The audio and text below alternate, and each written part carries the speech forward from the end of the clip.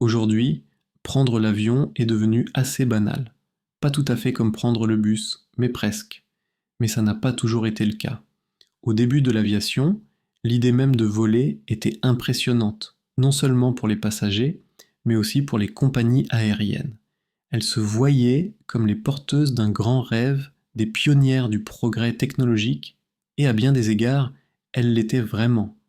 Dans l'histoire de l'aviation commerciale américaine, aucune compagnie n'a été plus influente ou emblématique que la Pan American World Airways, plus connue sous le nom de Pan Am.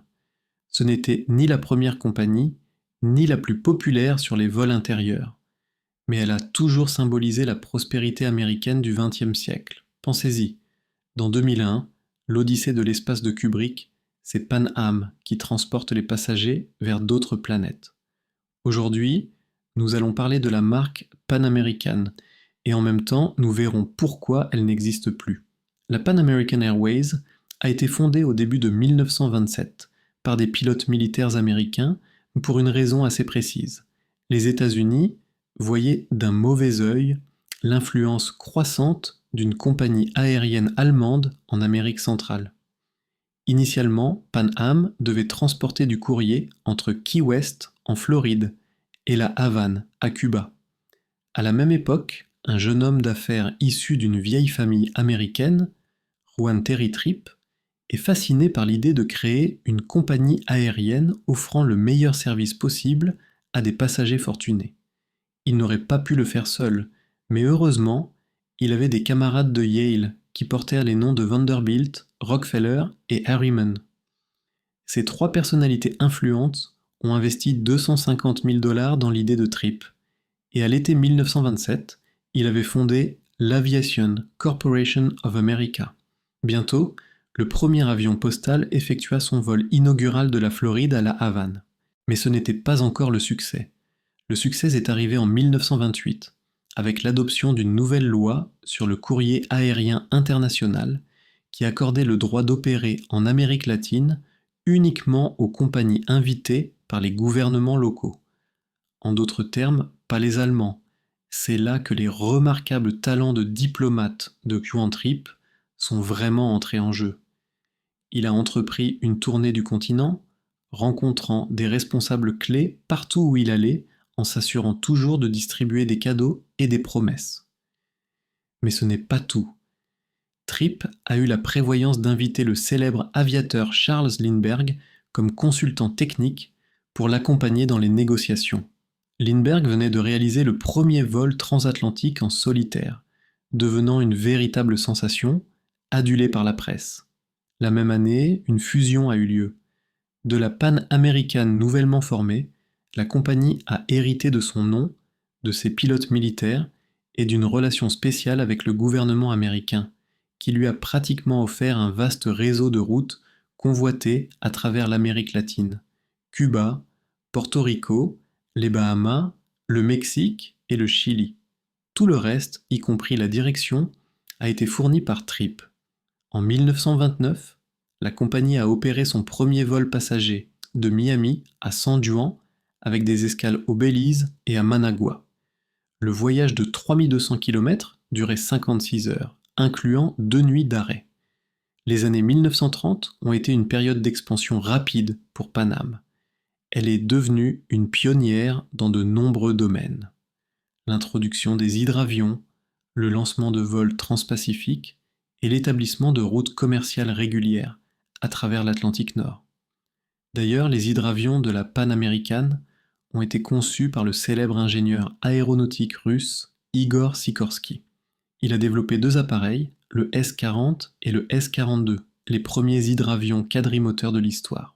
Le premier S-40 a été baptisé American Clipper, en hommage aux voiliers rapides du XIXe siècle. C'est ainsi qu'est née une tradition. Chaque avion de Pan Am portait désormais le nom d'un clipper. En octobre 1936, Pan Am a lancé les premiers vols passagers à travers le Pacifique. Seuls les plus riches pouvaient se les offrir. Un billet aller-retour de San Francisco à Manille coûtait au moins 1400 $, une somme énorme pour l'époque. À ce moment-là, la flotte d'hydravions de Pan American était si célèbre qu'elle a même été immortalisée à Hollywood. Le film de 1936 China Clipper, avec Humphrey Bogart, lui était consacré. En 1939, Pan Am a introduit des vols de San Francisco à Hong Kong, un voyage de 6 jours avec plusieurs escales. La route était desservie par des hydravions Boeing long courrier nouvellement développés, dont le premier fut nommé Honolulu Clipper. En 1943, c'est à bord de l'un de ces Boeing de Pan Am que Franklin D. Roosevelt s'est envolé pour Casablanca pour la conférence historique avec Churchill et de Gaulle. Au retour, Roosevelt a célébré son 61e anniversaire à bord, dégustant un repas qui, selon les journaux, comprenait caviar, olives, céleri, cornichons, dinde, petits pois, gâteaux et champagne. La partie suivante est une traduction de la pause publicitaire dans le texte original. Si elle n'est pas nécessaire, vous pouvez la sauter. Les amis, je sais que vous n'êtes pas ravis quand je fais de la pub pour mes produits, alors je vais faire vite. Le 2e numéro du magazine CHT Ivo est sorti. Il y a Basta en couverture. Ce numéro est entièrement consacré à l'amour. J'ai eu une conversation profonde et perspicace avec Basta, et il y a des tonnes de super articles. Il est déjà disponible, vous pouvez le trouver dans les kiosques de Moscou ou sur Ozon. Et maintenant, retour à l'épisode, fin de la pause publicitaire. Après la guerre, les choses ont changé, Pan Am a perdu son monopole de fait sur les vols internationaux. La compagnie a dû s'adapter à une nouvelle réalité. Développer les lignes long courrier était une option, mais de tels vols restaient chers et inaccessibles pour la plupart des voyageurs. C'est alors que Trip a eu l'idée de diviser la cabine en différentes classes, comme le faisaient les paquebots de croisière depuis des années. Ainsi, en 1948, Pan Am est devenue la première compagnie internationale à introduire la classe économique. Les sièges étaient plus étroits et le service plus simple, mais les billets coûtaient 1,5 fois moins cher car on pouvait embarquer plus de passagers. Pendant ce temps, le luxe restait intact pour les clients fortunés. Ils pouvaient toujours profiter d'un vrai lit, et même d'un petit déjeuner au lit, servi personnellement par une hôtesse de l'air. Pan Am a continué à prospérer. En 1960, la direction de l'entreprise a décidé de construire son propre terminal à l'aéroport JFK de New York et son propre gratte-ciel pour son siège à Manhattan. Le terminal, nommé Worldport, était une merveille futuriste, conçue pour ressembler à une soucoupe volante. Mais le gratte-ciel était encore plus impressionnant, haut de 58 étages. Il reste aujourd'hui l'un des 100 plus hauts bâtiments des États-Unis. Le design était basé sur un projet non réalisé de Le Corbusier pour Alger, et la façade arborait fièrement des lettres géantes Pan Am. Ces lettres ont d'ailleurs eu leur propre histoire lorsque le bâtiment a été vendu en 1981 pour 400 millions de dollars. Le nouveau propriétaire a calculé le coût pour retirer le logo et a finalement dû cohabiter avec le nom de quelqu'un d'autre sur sa façade pendant encore 10 ans. Il s'est avéré que décrocher les lettres aurait coûté environ 3 millions de dollars. On ne peut qu'imaginer combien a coûté leur installation. C'était tout Pan Am. Il ne suffisait pas d'être le numéro 1, il fallait que tout le monde le voie. Et Pan Am était vraiment le numéro 1, grâce à son flair pour les nouvelles idées et les technologies de pointe. Par exemple, ce fut la première compagnie de l'histoire à reconnaître le potentiel des avions long courrier capables de voler des milliers de kilomètres sans escale. Pan Am a poursuivi son partenariat fructueux avec Boeing et, en 1949, est devenu le client de lancement du Boeing 367 Stratocruiser, l'avion de ligne le plus grand, le plus rapide et le plus confortable du monde à l'époque. Les années 1950 ont marqué le début de l'ère du jet dans l'aviation commerciale. Et en 1958, le Boeing 707 quadrimoteur Clipper America est devenu le premier jet américain à opérer un vol passager régulier.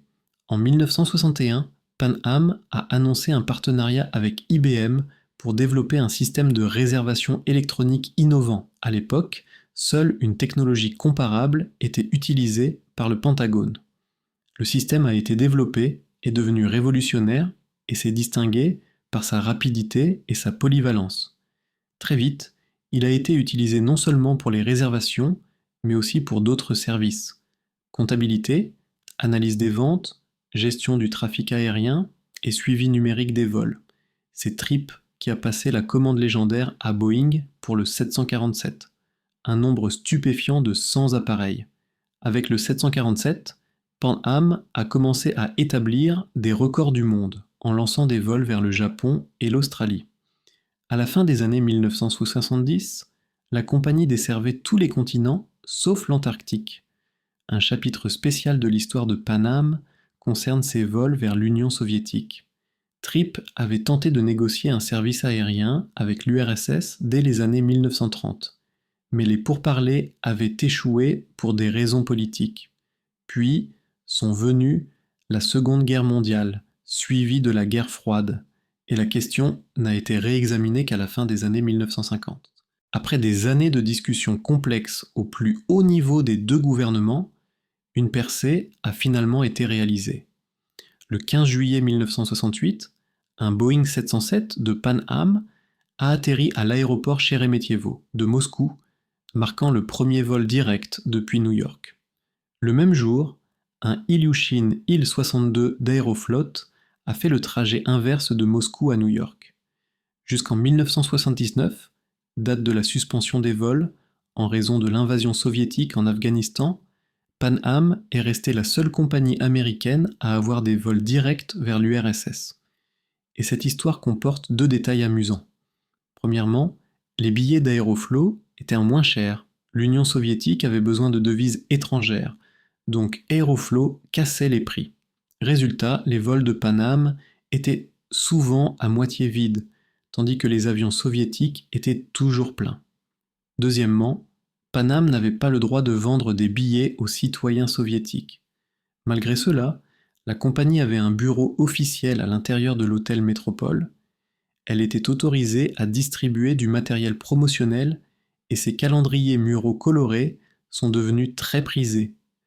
Grâce aux revendeurs du marché noir et aux pilotes, ces calendriers se vendaient 25 roubles pièce, alors que le salaire moyen d'un ingénieur soviétique était de 110 roubles.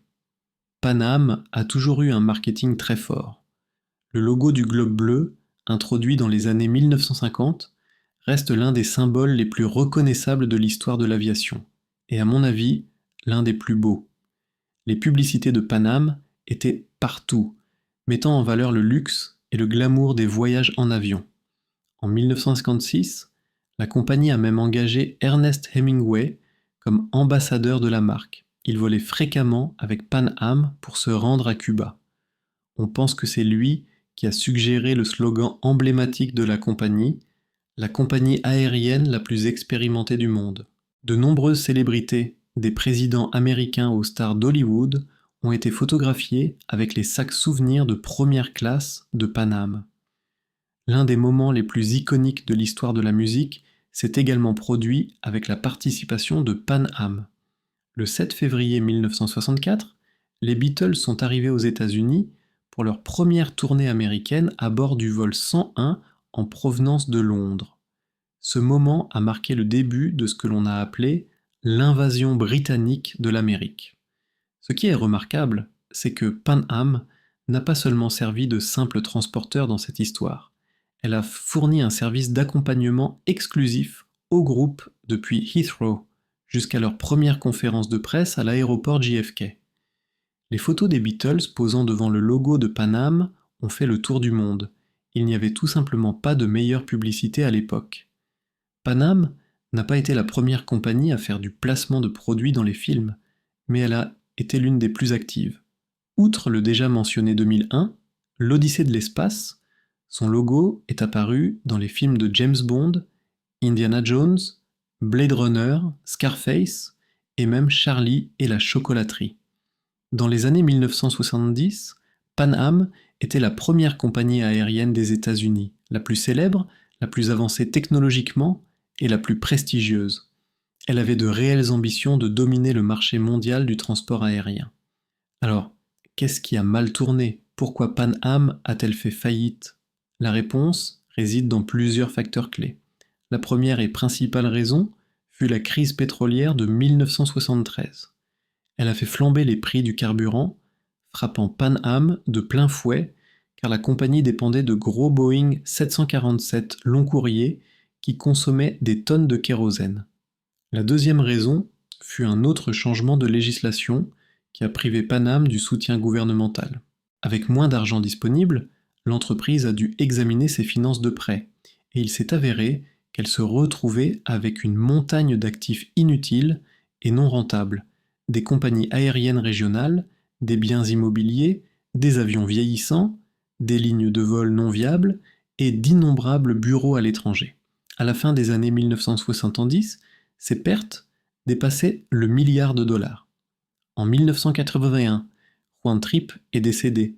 Il avait dirigé Pan Am avec succès pendant 4 décennies. Puis est venu un coup terrible pour la réputation de la compagnie, l'attentat de Lockerbie. Des agents liés à Muammar Kadhafi ont fait exploser un Boeing 747 de Pan Am au-dessus de la petite ville écossaise de Lockerbie, tuant 270 personnes. Le coup de grâce fut l'invasion du Koweït par l'Irak en 1990 et la guerre du Golfe qui a suivi. Les prix du carburant ont de nouveau grimpé en flèche, mais pire encore, la demande mondiale de voyages en avion s'est effondrée. Des routes autrefois rentables, y compris les liaisons transatlantiques clés de Pan Am, sont soudainement devenues déficitaires. En 1991, Pan Am a déposé le bilan, et le 4 décembre de la même année, le dernier vol de la compagnie a atterri à Miami en provenance de la Barbade. C'était une fin symbolique, considérant que Pan Am avait commencé son voyage dans cette même région 64 ans plus tôt. À l'aéroport, l'avion a été accueilli par le traditionnel salut au canon à eau des camions de pompiers, tandis que des centaines d'employés de Pan Am s'étaient rassemblés pour dire au revoir. Beaucoup d'entre eux avaient sincèrement les larmes aux yeux. C'est ainsi que s'est terminée l'histoire de la compagnie aérienne la plus légendaire d'Amérique, et avec elle, l'ère romantique de l'aviation de passagers.